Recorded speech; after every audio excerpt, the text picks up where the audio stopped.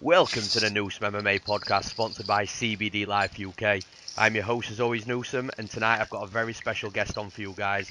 I'd like to give a very warm welcome to the UFC heavyweight phenom, Curtis Razor Blaydes. Thank you so much for taking the time to talk to us tonight, Curtis. How are you doing, man? I'm doing pretty good, man. Awesome. Thanks for having me. Yeah, the pleasure's all mine. First of all, I'd like to say congratulations on the huge win against Alistair Overeem at UFC 225. How have you been winding down since the fight, and how long did those celebrations last?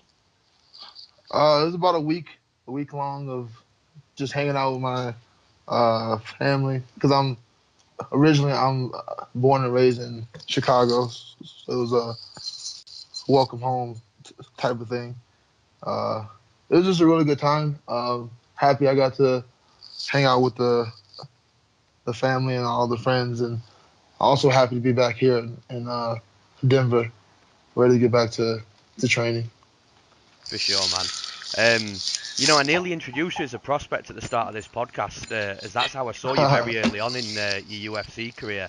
But honestly, you're way past that now, in my opinion. You're a legit title challenger, and if you read the article on my website, it's something that I have been saying for a long time now. But you must feel the same now, right? Yeah, no. After taking down Hunt and beating Alistair the way I did, I definitely believe I'm in title contention. I think I should be the number one title contender, but that's not for me to decide. But that's what I believe. Absolutely, and I mean you've just touched upon it now. You've got back-to-back wins against Mark Hunt and Alistair Overeem, which is just incredible, especially considering you finished Overeem just a couple of weeks ago, and he was the number 2 heavyweight in the world at the time. Could you talk us through that fight a little, please? And did you feel comfortable as soon as you both started to engage? Yeah. The beginning of the fight, he came out in that weird, awkward hands by his hips type of stance, and it just took me a few minutes to figure out my range and my distance to work in to get a clean takedown. Sure. And then just after I knew I got a takedown, I knew once I got the first one, I could get more whenever I needed to. So yeah, that definitely helped with the comfortability. And then just as it went on, the pace of the fight, that's my style of fighting. Absolutely. And just winding the clocks back a little bit, I watched the interview you had before the Mark Hunt fight where you were talking about improvements in your striking, and honestly, you do see these improvements each time you step in the octagon.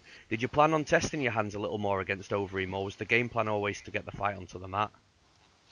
No, yeah, the game plan is always to get to the fight onto the mat, just because the stakes are really high right now. It would be a lot easier to open up if it was like it wasn't Alistair Overeem, you know. Yeah, I get you. Any mistake he could capitalize, and I could be on the other end of a highlight, and I'm just not willing to risk that. So yeah, the game plan is always the same. It'll continue to be that way until I feel comfortable enough to really just do everything that me and my striking coach, Vinny Lopez, have been working on over these past 2 years. Yeah, the game plan is always going to be use my wrestling because I think I'm the best wrestler in the division. Even when you throw in DC, I think he's a better just like pure wrestler. Like if it was just wrestling rules, I think he beats me. But MMA wrestling, it's a little different, and I think my physical gifts, I think they fit MMA wrestling a little better than his skills translate. Yeah, I totally understand that. And talking of wrestling, I was just about to mention it because I do want to chat about it. You clearly, and like you said, one of the standout wrestlers right now in the heavyweight division. And you've even got those old school blast double leg takedowns, which you don't see too much anymore. So, do you feel that you can take any of these guys down in the heavyweight division right now, regardless of who it is? Yeah, I do. I'm not. I know it wouldn't be easy for everyone, but I know eventually I would get the takedown. That's the whole reason I want my hands to be better at disguising my takedown attempts, just to make my takedowns easier. Yeah, for sure. And Something I noticed as well, and I especially noticed it in the Overeem fight, is he looked really hesitant to close the distance completely. Do you sense that your opponents tend to take the foot off the gas a little because of the takedown threat and being Yeah, apprehensive to overcommit while striking? yeah, I think that's a major factor that I'm gonna exploit. I know guys are gonna be a little less aggressive with me because they know the threat of the takedown's always there.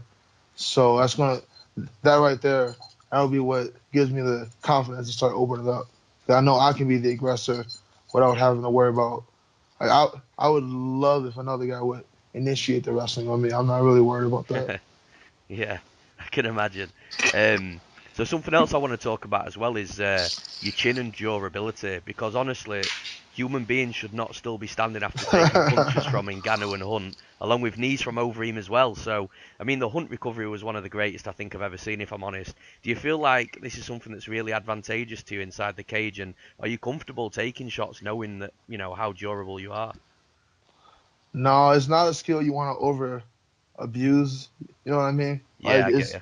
it's good to know I can handle a punch if I have to, but I like to take the least amount of damage possible over my career. It all starts to add up towards the end. I don't want to speak despairingly on Alistair, but you can already see he's had over 50 plus just MMA fights, not even including the kickboxing. You can already see like the toll it takes on your jaw. Absolutely. So I mean, I just and I sorry, go on. I just want to avoid that, and the best way to avoid that is to use my wrestling. Absolutely. And saying you can take a punch is a bit of an understatement, because honestly, we haven't seen too many men still standing after that after a Mark Hunt bomb. So, it Yeah, I was, feel blessed after that one. yeah, I can imagine. So you're number two ranked heavyweight in the world right now, with only Stipe Miocic and Francis Ngannou ahead of you. With this in mind, and in my opinion, I only see two paths for you and what's next. I either see you fighting Ngannou if he beats Derek Lewis, a bit of a redemption fight, as that's the only loss on the Yeah, record. UFC debut, it was stopped by the doctor. The other path is to fight for the title against the winner of Miocic and Daniel Cormier, which I honestly don't see any complaints from anybody in the UFC if they give you that fight. But what are your thoughts on your next move? Are you interested in avenging the Ngannou loss at all, or are you just ready to go and take the belt? Or is your next move something I haven't even considered? no, I definitely my next move, if I were to be able to make the final decision, would be a run at the title. I think it's my turn, and I believe I can win it. And then once I win it, then Ngannou and I can run it back. 'Cause I definitely do want redemption, but if the belt's right there, I'll grab the belt first. Absolutely. And when are you looking to get back in the gym if you're not in there already? And when are you hoping to fight next? Is there another one before the year ends? Oh yeah, I definitely want to get in another one for the year ends. In a perfect world, I would be fighting on the New Year's Eve card in Las Vegas. But who knows if I get that one? But that would be my wish if I could make that happen. Yeah, it's funny you should say that, because that's the sort of fight and that's the sort of card that I was probably anticipating you actually saying when I asked you that question, because it's the crazy card at the end of the year where there's just huge fights, normally two title fights as well. So given the fact that Miocic and Cormier haven't fought yet, we don't know who's going to win that, and if it's Cormier that wins, we don't know what's going to happen after that. So the time scale just fits perfectly for the end of the year. So it wouldn't surprise me if, for me anyway, if that's the fight that you end up having the title fight for. Um, so yeah, I mean, That's my preference yeah, for sure. absolutely, and that it'll be a nice way to celebrate New Year's Eve with the belt, Yeah, that'd be eh? dope. Well, Curtis, that's all she wrote. So what I'm going to do now is I'm going to hand everything over to you. Because what I do with all the fighters that come on the podcast is I just give them a chance to shout out anybody they need to. So friends, family, coaches, teammates, sponsors. I know I put you guys on the spot a little bit, so please take all the time you need. There's absolutely no rush. The floor is yours, man. Take it away. I appreciate it. I like to give a shout out to my sponsors, Receptra MMA. I use their CBD products a lot throughout my camps, the oils and the topicals and whatnot. I like to give a shout out to uh, Laura's Lean Beef. They always hook me up with a good amount of meat. That's usually what I eat throughout my last like month and a half of the camp. And I like to give a shout out to my coaches, Vinny Lopez, all the hours he puts in with me, hitting mitts and breaking down how I should move and all that. And then my jiu-jitsu coach, Cody Donovan, we work a lot, just a lot of individual hours between me and him, and he helps me get in the zone for my fights. And I like to give a shout out to my roommate, Austin Hubbard, who also fights on the regional circuit. He's a lightweight, and I just hope to use my platform to help him get on a bigger card, uh, maybe LFA main event, something like that. And I think that's it. Nice, man. And that's respectable as well, you know, trying to help a teammate out and trying to give something back. You know, I really do respect things like that.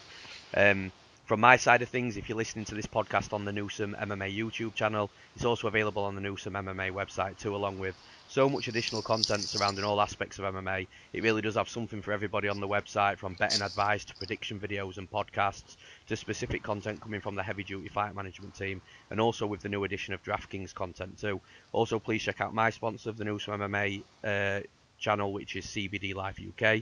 You can access these offers from my sponsorship by clicking any of the banners on the Newsome MMA website, and you'll also get 15% off your first order when using promo code Newsome MMA.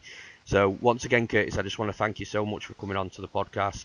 I look forward to seeing you back inside the octagon, and I sincerely hope it's for the UFC Heavyweight Championship. Thank you, man. I appreciate you having me on your show. Thanks a lot, man. All right,